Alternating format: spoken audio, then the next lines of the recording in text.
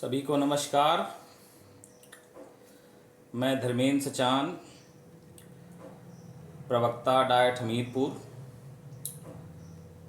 आप सभी साथियों के लिए, विशेषकर डीएलएड द्वितीय सेमेस्टर प्रशिक्षुओं के लिए सामाजिक अध्ययन के अंतर्गत इतिहास जो पोर्शन है उसमें मौर्य वंश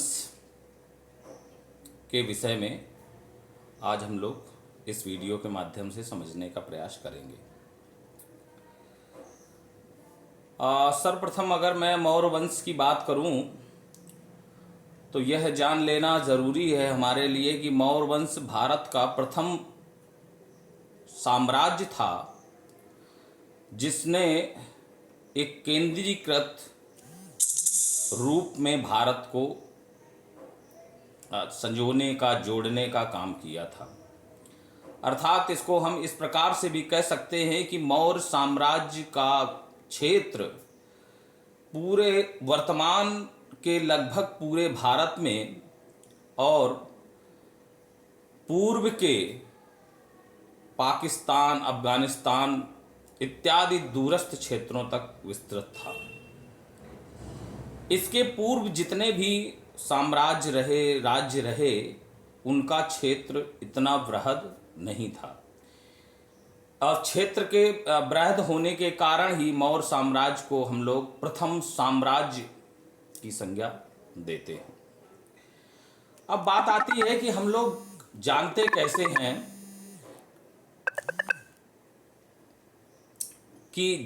कैसे हैं कि इतिहास उनकी उस साम्राज्य की जानकर किसी भी साम्राज्य के इतिहास में हमें जानकारी कैसे मिलती है। उसके तीन स्रोत होते हैं। किसी भी चीज़ को जानने के तीन ही स्रोत हैं। इतिहास को जानने की, चाहे 1857 की क्रांति को जानना हो या पूरा पाषाण काल को जानना हो या गुप्त साम्राज्य को जानना हो, किसी भी टाइम पीरियड की जानकारी के लिए हमारे पास तीन तरीके के ही साक्ष्य या स्रोत होते हैं। पहला स्रोत होता है साहित्यिक स्रोत और दूसरा स्रोत होता है पुरातात्विक स्रोत और तीसरा स्रोत होता है विदेशी यात्रियों का विवरण। अब एक एक की बात करेंगे। साहित्यिक स्रोत की बात करें तो अगर हमें वेद लिखे जाने से पहले की बातें जाननी हैं, क्योंकि हम ये मानते हैं कि वेद हमारे सर्वप्रथम लिखित ग्रंथ हैं, उससे पहले की बातें यदि हमें जाननी है तो निश्चित रूप से हमारे पास कोई भी साहित्यिक स्रोत, साहित्यिक रूप में स्रोत उपस्थित नहीं होगा, तो ये तो मिलेंगे नहीं। लेकिन मौर्य साम्राज्य का इतिहास जानने, जब मौर्य साम्राज्य जिस पीरियड में है लगभग 322 ईसा पूर्व में, वहाँ पर साहित्य का विकास खूब अच्छी तरीके हो चुका है और बहुत सारे साहित्य हमें मिलते हैं, अलग अलग साहित्य, जिसमें कौटिल्य का अर्थशास्त्र, विशाखादत्त की मुद्रा राक्षस, बौद्ध साहित्य, जैन साहित्य, ब्राह्मण धर्म के साहित्य पटे पड़े हुए हैं, जिनमें हमें मौर्य साम्राज्य की जानकारी मिलती है। पुरातात्विक साक्ष्य में ये सबसे प्राचीनतम समय पर भी प्रकाश डालते हैं। जैसे अगर हमें पाषाण काल की बातें जाननी है तो हमारे पास ज़्यादातर निर्भरता पुरातात्विक साक्ष्यों पर ही रहती है। पुरातात्विक साक्ष्य का आशय ये है कि हमें खुदाई से प्राप्त कुछ ऐसी वस्तुएं, कुछ ऐसी चीज़ें, कुछ ऐसे स्ट्रक्चर, कुछ ऐसी डिजाइन, मूर्ति, कुछ भी ऐसा जो खुदाई वगैरह से प्राप्त हुई हैं, तो वो हमारे पुरातात्विक साक्ष्य में आते हैं। शिलालेख, जितने भी पता चला, स्तंभ लेख जो भी हैं, ये सब पुरातात्विक साक्ष्यों में आते। मंदिर आ जाएगा, वो भी पुरातत्व में आ जाएगा। तो मौर्य साम्राज्य के समय में यहाँ पर भी, चूंकि अशोक जो मौर्य साम्राज्य के मतलब सर्वोच्च राजाओं में से रहे, उनके द्वारा अभिलेख, शिलालेख लगभग अभी तक जो काउंटिंग है वो 40 के लगभग मिले हैं। तो वो दूरस्थ क्षेत्रों में हर जगह, कंधार में भी आपको मिल जाएगा, दक्षिण के भी राज्यों में मिल जाएगा, ऊपर भी मिल जाएगा। तो इस तरीके पूरा पश्चिम, उत्तर, दक्षिण हर जगह उन्होंने अपने शिलालेख, अभिलेख रखवाए थे। तो उनसे भी मौर्य साम्राज्य की जानकारी हमको मिलती है। दूसरी चीज ये है कि विदेशी यात्रियों का विवरण। तो मौर्य साम्राज्य के टाइम पे बहुत सारे विदेशी यात्री भी भारत आए और भारत आकर उन्होंने भारत की उस समय की व्यवस्था, उस समय के राजाओं के बारे में, उस समय की स्थिति के बारे में, समाज के बारे में बहुत सारा वर्णन किया है। और उसमें मेगस्थनीज की जो इंडिका है वो बुक बहुत मौर्य साम्राज्य के टाइम पीरियड के बारे में प्रकाश डालती है। लेकिन उसमें एक चीज़ यह है कि वर्तमान में हमारे पास मेगस्थनीज की इंडिका की मूल प्रति उपस्थित नहीं है। हमें जानकारी इंडिका के बारे में मेगस्थनीज की जो पश्चातवर्ती लेखक हैं उनके द्वारा, उनके ग्रंथों के द्वारा मिलती है कि मेगस्थनीज ने इंडिका लिखी थी। लेकिन उस पश्चातवर्ती लेखों के ग्रंथों में उसमें इंडिका के बारे में बृहद विस्तार से वर्णन मिलता है और जिसमें ये पता चलता है कि मौर्य साम्राज्य का कैसा मतलब शासन प्रशासन था। अब हम सीधे आते हैं कि मौर्य साम्राज्य के स्थापना, किसी भी साम्राज्य की स्थापना होगी तो उसके पूर्व की स्थिति क्या रही होगी। कोई भी साम्राज्य बनेगा तो निश्चित रूप से उसके पूर्व जो राज्य होगा, साम्राज्य होगा, उसका अस्त करके ही अपने आप को स्थापित करेगा। राजतंत्र में तो निर्णय तलवार करती थी कि कौन शक्तिशाली होगा, लोकतंत्र में निर्णय वोट करता है कि कौन शक्तिशाली होगा। तो इसके पहले अगर देखें तो मौर्य साम्राज्य के पहले नंद साम्राज्य या नंदों का राज्य था भारत में। काफ़ी विस्तृत क्षेत्र था, एक केंद्रीकृत व्यवस्था उनकी थी। लेकिन ऐसा किंवदंती मिलती हैं, किंवदंती का आशय ये है कि जिन कथाओं पर हम लोग पूरी तरीके से तार्किक रूप से विश्वास नहीं कर सकते और उनकी पुष्टि के लिए कोई प्रमाण हमारे पास नहीं है, वो किंवदंती होती। ऐसी किंवदंती मिलती है कि नंद साम्राज्य के राजा अत्यंत ही खूबसूरत थे और उस खूबसूरती का उन्हें अभिमान इतना था कि वो खूबसूरती के लिए ख्यात प्राप्त थे और अभिमानी थे उस खूबसूरती के प्रति।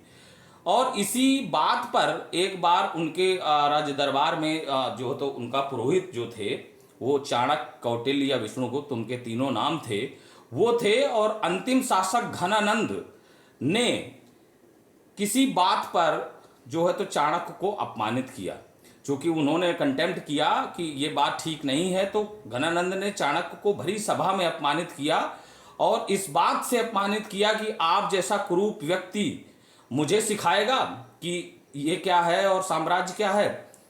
और भरी सभा में चाणक्य अपमानित होकर निकल गए। कहते हैं कि चाणक्य ने उसी दिन शपथ ली थी कि मैं जब तक नंदों का समूल नाश नहीं कर दूंगा तब तक मैं चैन से नहीं बैठूंगा। और उन्होंने वह अपना कार्य योजना अपनी बनानी शुरू कर दी कि ये कैसे संभव है। एक वही किंवदंती आगे जुड़ती है कि जब वह उस नंदों के राज्य से बाहर निकले और उन्होंने एक जगह बच्चों को खेलते हुए देखा। बच्चे आपस में खेल रहे थे और एक राजकीलम नामक खेल खेल रहे थे। राजकीलम खेल का मतलब वर्तमान में हम लोग भी खेलते हैं। राजा और एक राजा बन जाता है, वो डिसीजन करता है बच्चा और बाकी प्रजा होती है।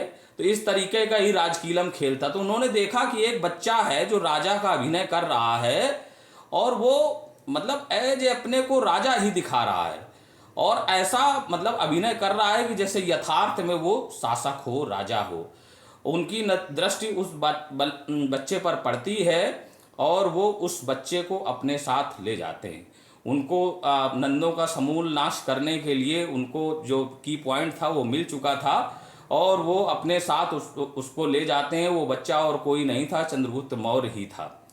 उसको ले जाते हैं तक्षशिला विश्वविद्यालय जो कि आपका कंधार में है, वहाँ पर वो शिक्षा प्राप्त करता है और उनके अंडर कस्टडी में रहता है। और अंत में वो जो है तो तैयार होकर अब नंदों के खिलाफ आक्रमण करने के लिए तैयार है। इसमें एक किंवदंती मिलती है कि सर्वप्रथम चंद्रगुप्त मौर्य ने नंदों के बीच पार्ट में, जो उनका साम्राज्य था, बीच पार्ट में अटैक किया था, पूरे साम्राज्य के लगभग केंद्र पे। और वो पराजित होकर वापस लौट गया था, तब उसको एक किसी बूढ़ी दादी ने ये कहानी सुनाई थी कि बेटा जब भी खीर खाओ या रोटी खाओ तो उसको किनारे से खाओ, किनारे किनारे से वो तेजी से ठंडी होती है, और बीच से अगर खाओगे तो हाथ जल जाएंगे। वो बात उसके जिहन पे लग जाती है और उसने फिर किनारे से अटैक करने स्टार्ट किए। अंततः ये होता है कि घनानंद जो अंतिम शासक था नंदों का, वो पराजित होता है, युद्ध में मारा जाता है और साम्राज्य मौर्य वंश का स्थापित हो जाता है।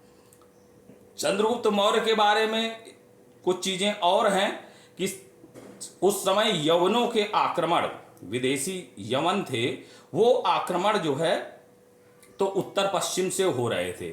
सिकंदर की मृत्यु के बाद सेल्यूकस जो उसका उत्तराधिकारी बना यवनों का, उसने अटैक किया था और चंद्रगुप्त मौर्य और सेल्यूकस के बीच युद्ध हुआ। उसमें सेल्यूकस पराजित हुआ और इस पराजय की शर्त के रूप में कई क्षेत्र जो कि अफगानिस्तान के और पाकिस्तान के एरिया में आज भी हैं, एरिया है कंधार है और इस तरीके के हेरात है, इस तरीके के क्षेत्र जो है तो सेल्यूकस ने चंद्रगुप्त मौर्य को दिए। कहते हैं इसमें ये भी एक किंवदंती है कि इस संधि में चंद्रगुप्त मौर्य के साथ सेल्यूकस ने अपनी पुत्री का विवाह भी किया था। तो ये चीजें, पश्चिमी विजय चंद्रगुप्त मौर्य की अगर देखें तो पश्चिम में, पश्चिम का मतलब गुजरात वाले एरिया पे अगर देखें तो पश्चिम विजय के साथ भी वहां पर शक शासक रुद्रदामन एक था, उसने अपना जूनागढ़ गिरनार में एक अभिलेख अंकित करवाया है। उसके अभिलेख से ये जानकारी मिलती है कि वहां पर चंद्रगुप्त मौर्य का एक राज्यपाल था जिसका नाम था पुण्यमित्र वैश्य। उसने जो है तो सुदर्शन नामक झील का निर्माण कराया था। अब राज्यपाल वहां पर था, इसका मतलब जो है तो चंद्रगुप्त मौर्य का शासन वहां पर था, तभी वो राज्यपाल वहां पर नियुक्त करेगा। दक्षिण में भी आप दक्षिण की विजयों का भी उल्लेख मिलता है, चूंकि अशोक के अभिलेखों द्वारा उल्लेख मिलता है कि दक्षिण में भी उसने अंतिम राज्य यानी वर्तमान में अगर देखें तो लगभग केरल और तमिलनाडु का क्षेत्र छोड़ करके लगभग समस्त क्षेत्र को जीत लिया था।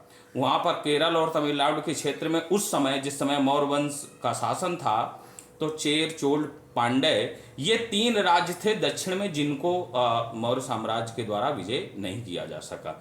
बाकी लगभग समस्त भारत, और यहाँ पर अगर हम पूर्व की बात करें, पूर्व दक्षिण की बात करें तो उड़ीसा यानी कि कलिंग ऐसा क्षेत्र था, बहुत छोटा क्षेत्र था कलिंग, जो कि चंद्रगुप्त मौर्य के द्वारा विजय नहीं किया जा सका। बाद में अभी हम लोग जब अशोक को देखेंगे तो अशोक की कलिंग विजय फेमस है, मतलब ख्याति प्राप्त है, और कलिंग भी क्षेत्र वो मिला लेता है।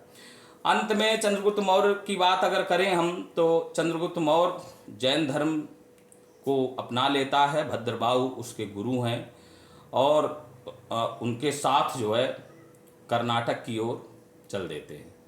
कर्नाटक की ओर जाकर, चूंकि जैन धर्म में अंतिम जो उनका केवल्य है, उनका निर्माण तो बौद्ध धर्म में टर्म इस्तेमाल किया गया, उनका जो केवल्य है यानी कि उनका मोक्ष है, उनका मोक्ष यही है कि अपने शरीर को अंतिम रूप से इस जन्म मरण के बंधन से मुक्त कर लीजिए।